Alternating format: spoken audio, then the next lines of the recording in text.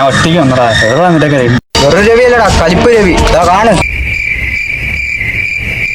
ഇപ്പൊ വരും. നീ നാളെ നിന്റെയൊക്കെ സ്വരാക്ഷരം ഇന്ന് ഞാൻ പുറത്ത്.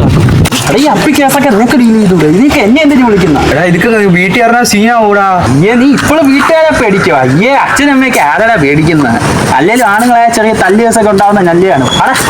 അവനെ എവിടെ കിട്ടിയാലും അവന്റെ കൈ തല്ലി ഓടിച്ചോണം. അവനെ വിളിക്കാവോ? കേട്ടല്ലേ? എന്താടാ ചെറിയ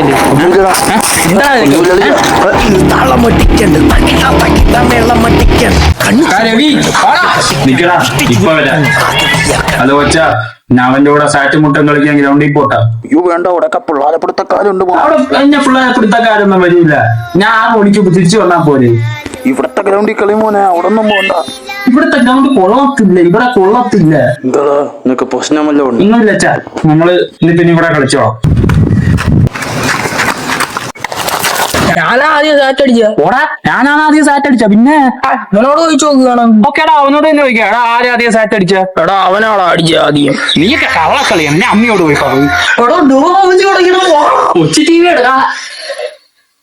ഹലോ, അവനെ കിട്ടിയ അവന്റെ കളിക്കൂട്ടി അടിച്ചു പൊളിച്ച് അതിലെ ചില്ലറ നേർച്ച ഇട്ടിട്ട് തന്നെ വിളിച്ചാൽ മതി കേട്ടല്ല. അമ്മ പാല് വേണ്ട, ഹോർലിക്സ് മതി കേട്ടോ.